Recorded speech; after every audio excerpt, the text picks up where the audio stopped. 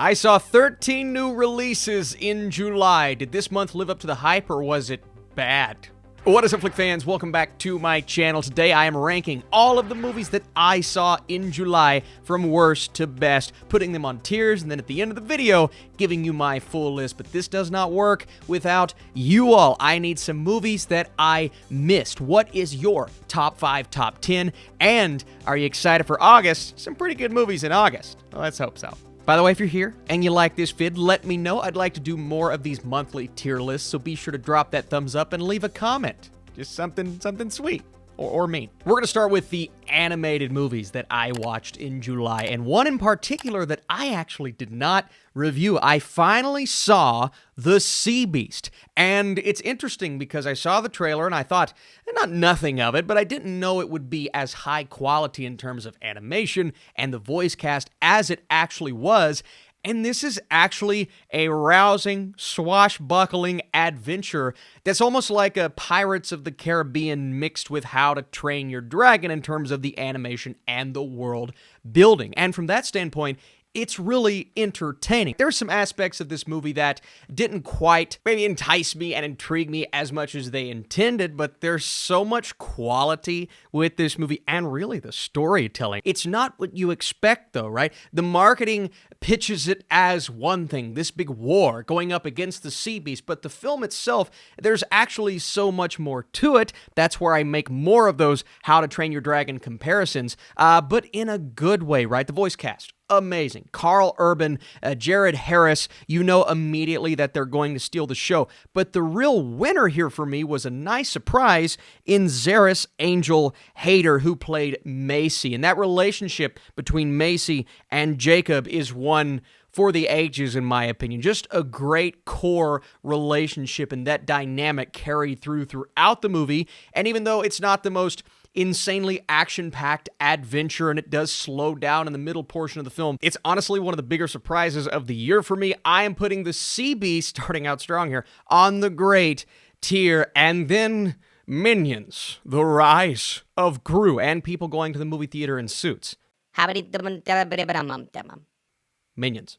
Look, you're going to get on IMDb and Letterboxd, you're going to see super high scores, and a lot of it is for the meme, absolutely. But in all honesty, I went into this movie expecting really nothing, because the first Minions, I didn't like, I wasn't a fan of. But this Minions almost gets us back to, like, the wonderfulness, is that a word, of the first Despicable Me, right? You have that extremely sweet relationship between Gru and the Minions, but this time Gru is super young. He has an affinity and affection for someone that he looks up to. There's another relationship that we explore there, and there's just so much to this movie that I didn't expect. Now, when we get into the final act, they go off on this crazy action-packed adventure. There's kung fu.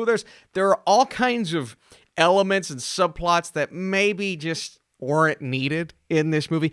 I didn't expect them, so that was kind of fun. And the writing is somewhat all over the place, but if you're going for fun, zany, wacky, that's what the Minions deliver as side characters.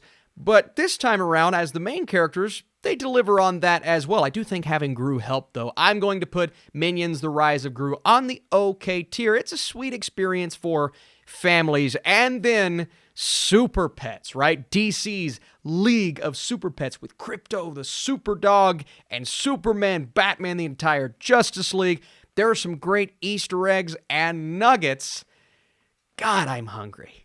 For fans of these heroes, you have a great voice cast. The Rock, Kevin Hart, John Krasinski. Keanu Reeves' Batman steals the entire show. My issue with this movie, though, is that there are some moments that kind of undermine the Justice League itself. It makes them look like a bunch of not as strong heroes as they actually are. And I understand you have to keep it kid-friendly, which they do for sure throughout most of the movie. But then there are other times when they're bleeping out curse words. So I'm like, This is clearly a script solely intended for children because that's kind of the way everything progresses, but there are other moments that are trying to appeal to adults, and I appreciate that appeal, but I don't know if everything came together as intended. The storyline with the villains and the guinea pigs, it was a little too much for me, but you look at the voice cast, you look at all of these DC Easter eggs, and there are so many fun moments, and if you're a dog lover, you're going to get those moments.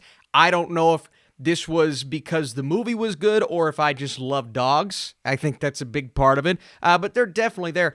I'm going to say it's a meh movie, but young kids could thoroughly enjoy it, and I could see some adults enjoying it as well. Next up, Blasted on Netflix. I won't spend much time on this because you may be watching this video and saying to yourself, what the heck is that? I've never heard of this. It was a movie on Netflix that was all about an alien invasion, but it handles it a bit differently than what we often see. It's all about these guys. They're going on this weekend road trip. Our main character, if you will, is kind of reuniting with his friends, but they don't get along, and there's hardly a character in this movie that you can easily root for because they're all kind of either jerks or just unlikable or really annoying, and that was my struggle throughout the beginning of this film, and I'm saying to myself, okay, we're running from aliens, we're battling aliens in a forest, let's see where this goes, but it takes the film like 45 minutes to get there, and once we get there, that portion of the film is so underwhelming, right? All of this build-up with these unlikable characters for a not-so-good payoff, right? There are some fun moments in the third act, but I didn't have a lot of fun with this movie. I'm going to put it on the bad tier. I could go awful tier, but I'm not going to be that mean. Next up, just watched and reviewed this movie. This is Vengeance, B.J. Novak's brand new film, his first film ever, right? We've seen his work on The Office. He's written and directed a lot of television shows, but his first feature-length movie. And I really like what he did here. I think the cast is great. Boyd Holbrook, Ashton Kutcher, Issa Rae, a great relationship with her character.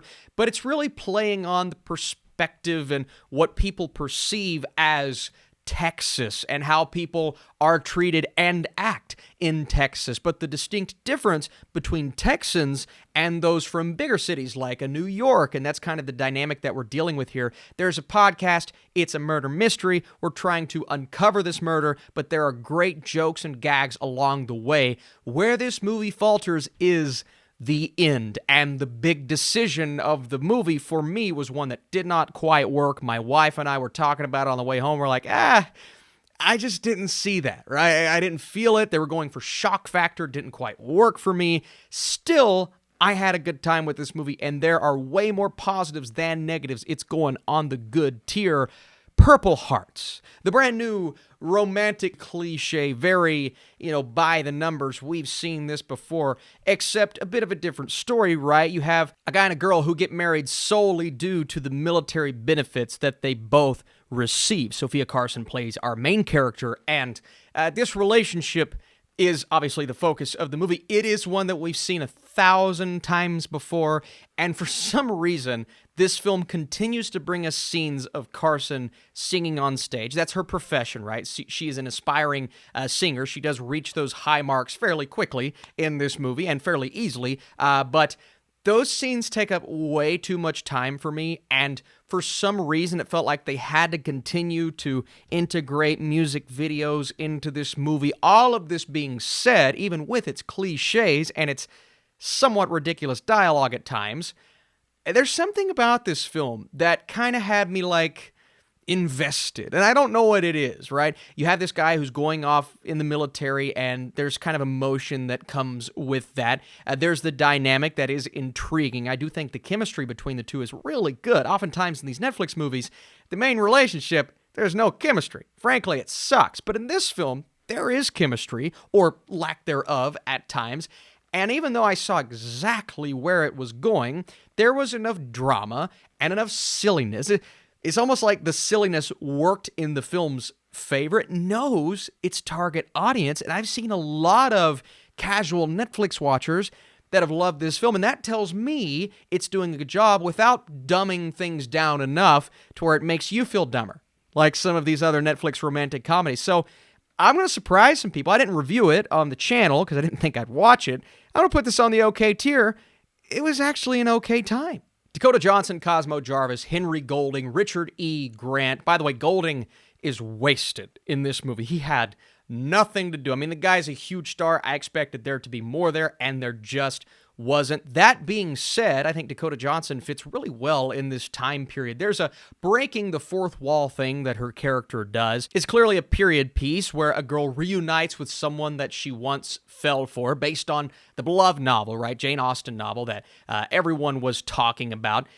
I just don't know if this movie progressed in an interesting way, right? It's supposed to be this love triangle, but one corner of that triangle just isn't as prominent as he needed to be. And then that core relationship between Jarvis, who is a great actor, and Johnson, I did not feel the chemistry all that much, and it felt like even he was kind of a wasted character. I really like the dialogue. I think the time period 100% works in its favor. That's the entire point of the movie, and Johnson is great. So there are really good things here to where I think people who like these kinds of films regardless will enjoy it. But for me, I just expected more from the plot, so I'm going to put this on the meh tier. It just didn't really do that much. Next up, not okay. Zoe Touch, Dylan O'Brien, Mia Isaac. Let's start with Isaac, who steals the entire show, right? She's not the main protagonist, but she's the one we're rooting for throughout the film. Amazing, absolutely amazing. It's all about a girl, Dutch's character, who fabricates this entire experience she had in Paris. There was a terrorist attack. Everyone thinks she was there, but was she actually there? You're not really rooting for the main character here. Actually, I was not a fan of her at all. I was rooting actively against our main character because she's just a bad person. The performance, amazing. She nails what she's trying to do. Dylan O'Brien, hilarious. He plays it up in a way that I never would have anticipated from him, and Isaac steals the show. So, by the way, I can't wait to see more from her. The performances are great. The movie itself, it's compelling at times, but my issue is it was trying to balance these really hardcore emotions over here when it gets intense and, frankly, all too realistic. But then at the beginning, you're really quirky, and you've got the music and the underlying tone that's just kind of all over the place. And that comes back into play at times to where you have two distinctly different tones. They are clashing and making somewhat of a disjointed experience, and the dialogue wasn't all that great at points in the movie. So, an inconsistent experience, but a really fun and somewhat stylistic one that is carried by the performances. I'm putting not okay on the okay tier. See, it's a pun because the movie says not okay, but I'm putting it on the okay tier. Someone take a picture. Take a screenshot. That's hilarious. Where the Crawdads Sing. Daisy Edgar Jones, starring in what feels like a made-for-TV Hallmark kind of movie, but that's not necessarily a bad thing. You look at really all of the movies, the live-action movies on this tier, there is enough about them that you can enjoy, and in the case of Where the Crawdads Sing, it's the main performance. Daisy Edgar Jones, spectacular. I mean, genuinely one of the better performances I've seen this year. And she carries some of this dialogue on her back, some of the supporting performances, the romances there. I did not feel the chemistry that I needed to, and there are just some really funny moments, right? When the two bros go at it, they're like mad at each other, and they're like squaring up. It's one of the more cringeworthy moments I've had in a theater all year. But you care when the emotions hit, and they hit hard, and this sweeping, epic story that spans years and years, I mean, we go through her entire life, is one that has enough to it that I think works at the end of the day. It will absolutely appeal to people who like these types of films. The courtroom scenes are genuinely compelling. They're a bit repetitive, but they do their job. And that's what I think this movie does. It does its job. It does what it needs to do. Now, I didn't read the novel. Maybe I'm missing that connection, but I think this is one a lot of people are going to enjoy, and I'm going to put it on the okay tier. I had a good time with it. Next up, Incantation. I understand I'm higher on this film than a lot of people, but it's not often when a movie makes me feel uncomfortable and it unnerves me like this movie did. This experience, right? Found footage style, which most of the time I'm like, I'm not all that big of a fan of this found footage style, utilizing security cameras and home recordings and videos and all this stuff. But the performances here work extremely well, and the visual style, while there's a lot of shaky cam in there, you get why they do it. That's all part of it. It's the curse. That's what gets me here. It's the curse, right? You have our main character. She was cursed after breaking a religious taboo, and now she's trying to protect her daughter because of the consequences of her actions, and this movie revolves around taking that curse and doing something with it that, if you're going to watch this, you get a lot of flashbacks in there. Sometimes they were misplaced, but it's going to freak you out. Now, it all comes down to how you handle getting freaked out. Scary movies, they don't scare me all that often. And this one didn't really jump scare me, but it made me feel uncomfortable. And that's what I wanted. I also watched it like 1 a.m, sitting there by myself, and I'm like, ugh. So you know what? This is one of those Netflix movies that really impacted me. It did its job, right? You see where it's going, a little bit predictable. I don't care. I'm putting this on the great tier. I know I'm doing it. The Russo brothers are back with the Gray Man. You expect the Winter Soldier type of action in this movie, and there are scenes that resemble that. I'm not talking the plot. I'm not talking anything along those lines. I just want to have fun with the action sequences, and there are some really fun moments in this movie. The tram sequence, maybe one of the better action sequences of the year. I keep saying the word sequence. Let's talk about the performances. Chris Evans and Ryan Gosling. It felt like maybe they were the only two that knew the type of movie they were in. I don't want to say they were fully playing it up, but they embraced their roles. Ana de Armas and some of these other supporting performances, they were fine. Regina Page's character, I think, was wasted throughout the movie. But what gets me here with The Gray Man, what keeps me from absolutely loving it, the placement of certain scenes in this movie, how they handle the flashbacks and, you know, that trigger that certain characters have later on in the third act. I didn't love the way that was handled. I didn't love the script with this film, and I did not love some of the drone shots. Others are good. Some of them, not quite so good. So, a lot of inconsistencies with this movie.